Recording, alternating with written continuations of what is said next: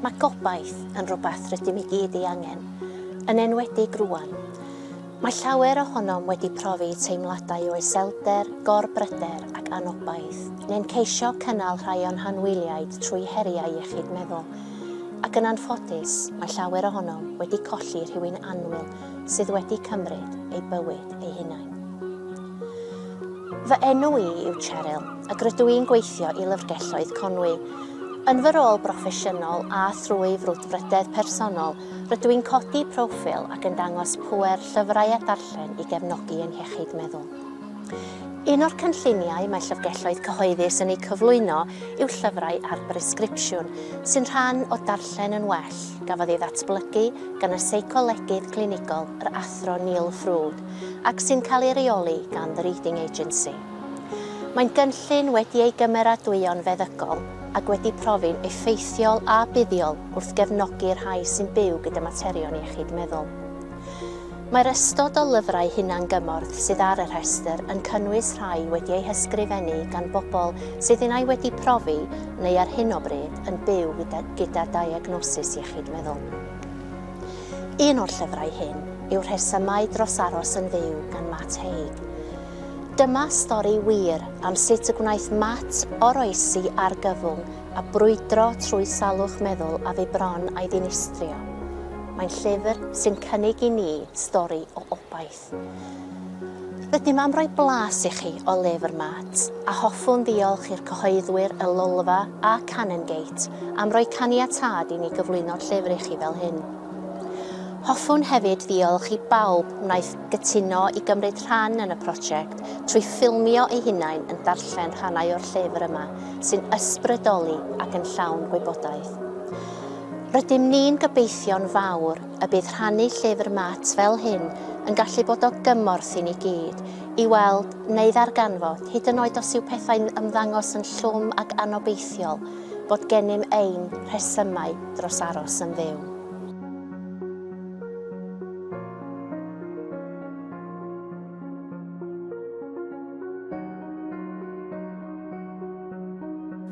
Gofynnais i rhai pobl sydd â phrofiad o iselder, gorbryder neu feddyliau hunan ddinistriol. Beth sy'n eich cadw chi i fynd? Dyma oedd eu rhesymau nhw dros Aros yn fyw. Ffrindiau, teulu, cael fy nerbyn, rhannu, gwybod bydd y ci du yn gadael yn y pen draw. Yn syml iawn, fy mhlant. Sylweddoli ei bod yn iawn bod yn sâl ac nad oedd atebion parod ar gael. Mae ambell enid, ambell ddiwrnod pan mae'r niwl yn codi. Mae'r adegau hynny'n ogoneddus. Y dyfodol, y wlad sydd heb ei ddarganfod, cyfle i ganfod a chyfarfod pobl eraill sy'n gwerthfawrogi cyfeiriadau gwirion at Star Trek. Mae'r dyddiau'n dechrau ymestyn ar ôl y cyntaf yr 20 o Ragfyr. Rhywbeth i ddal gafal yno yn ystod yr adegau tywyll. Mae gen i'r pobl fwyaf cefnogol o'n gwmpas a llyfrau gorau i'w darllen, oherwydd mae opsiwn arall mor anhyblyg. Hyd yn oed pan mae'n wirioneddol wael, dwi'n dal i credu fy gall bod yn well. Mae cadw at fy arferion yn rhoi cysur i mi. Mae'n caniatáu i mi gadw rhyw ychydig o reolaeth. Y dyfodol ansicr, efallai ei fod yn achosi gorbryder, ond mae hefyd yn debyg i llyfr sy'n hynod anodd ei ragweld. Dydy pawb arall ddim yn meddwl eich bod chi'n gymaint o wastraff lle ac rydych chi eich hun yn ei gredu pan fyddwch chi yng nghrafangau'r iselder. Cofiwch ymddiried mewn bobl eraill, cerddoriaeth, boreua heulog, awyr iach, cariad diamod ci da. Oherwydd tu mewn, mae yna chi arall, euraidd, sy'n eich caru chi ac eisiau chi ennill a gorchfygu a bod yn hapus. Sylweddoli fy mod i'n gallu cael help. Y brawd dwi'n gofalu amdano. Dyma un o'r prif resymau pan fy mod i'n dal yn ofalwr. Fo i fy ngoleudi yng nghanol y storm. Mae popeth yn pasio.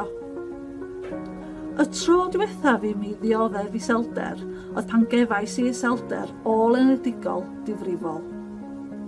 Roedd yn gyfnod ofnadwy. Fy rhesymau dros aros yn fyw oedd fy nheulu a gwybod y byddai'n pasio. Cariad yw'r rheswm gorau dros aros yn fyw. Caru'ch hunan, caru eraill, caru bywyd a sylwi ar y pethau da. Waith pa mor isel dwi'n mynd, dwi'n gwybod y byddai'r bobl hyn yn gweld fy ngholli.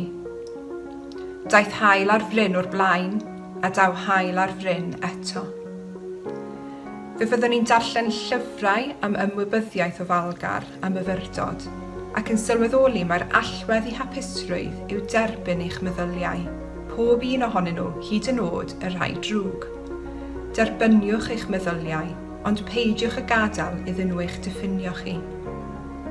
Ceisiwch ddeall nad yw cael meddwl trist neu gyfres barhaus o feddyliau trist, yr un peth a bod yn berson trist. Pan fyddai'n suddo i'r dyfnderoedd nawr, ac mae hynny'n digwydd yn achlysurol, dwi'n ceisio deall bod rhan arall ohonof, rhan fwy a chryfach, nad yw'n suddo. Mae'n sefyll yn gadarn. Sut i fyw?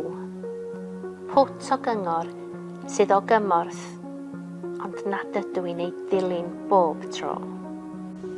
Gwerthfawrogwch hapusrwydd pan mae yno. Byddwch dyner eich eich hun.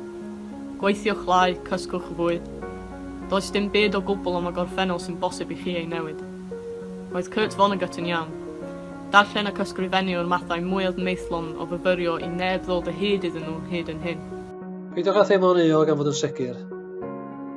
Geich sio sigira yn ymwybodol o falgar. Byddwch yn ymwybodol eich bod yn anadlu. Lle bynnag y byddwch chi, ac ar unrhyw adeg, ceisiwch ddod o hyd i rhywbeth prydferth. Wyneb, llinell o gerdd, cymylau drwy ffenest, graffiti, fferm wynt. Mae prydferthwch yn glanhau'r meddwl. Mae gasineb yn emosiwn dibwynt i'w gael oddi mewn i chi.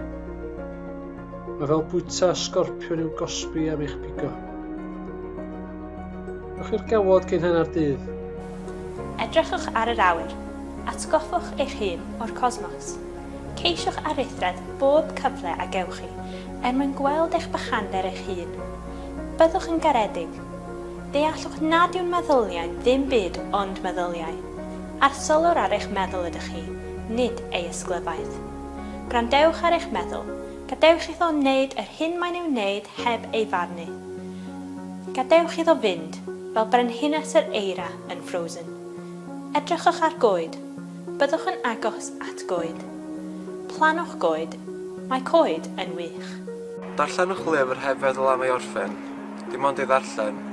Mwynhewch pob gair, pob brawddeg a pob paragraff.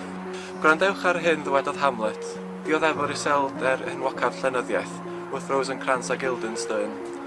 Nid oes dim sy'n dda nac yn ddrwg, ond mae meddwl yn peri i hynny ddigwydd. Does dim angen i'r byd i'ch ddeall chi. Mae hynny'n iawn. Bydd rhai pobl byth mewn gwirionedd yn deall pethau nad ydyn nhw wedi'w profi. Fe fydd eraill yn deall. Byddwch yn ddiolchgar. Dydy 3:00 byth yn amser addas i ceisio rhoi trefn ar eich bywyd. Cofiwch nad oes dim byd od yn eich cylch, bod dynol ydych chi. Af eich isaf ac af eich uchaf, pan ydych chi'n hapus neu'n anobeithiol, neu'n digynnwr neu'n ddig, mae cnewyllun ohonoch sy'n aros yr un peth. Hwnnw yw chi sydd yn bwys. Peidiwch â phoeni am yr amser ydych chi'n ei golli i anwbaeth.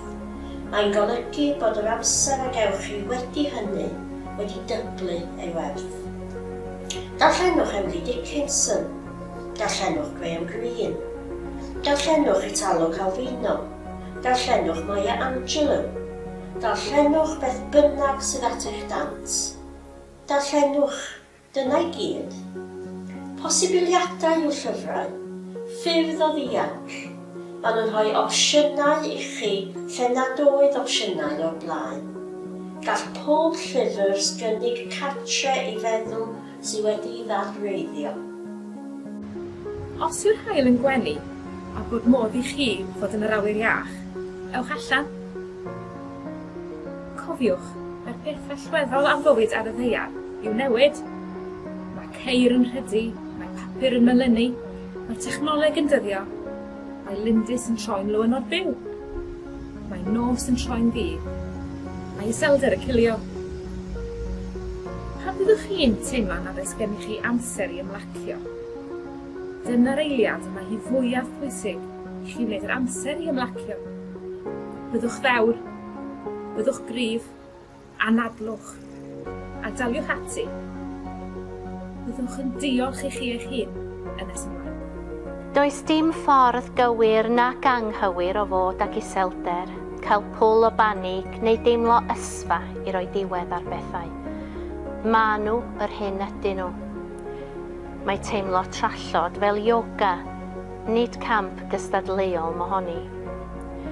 Ond dros y blynyddoedd, dwi wedi cael cysur o ddarllen am bobl eraill sydd wedi dioddef, goroesi a goresgyn anobaith. Mae hynny wedi rhoi gobaith i mi. Dwi'n gobeithio y gall y llyfr hwn wneud yr un peth i chitha.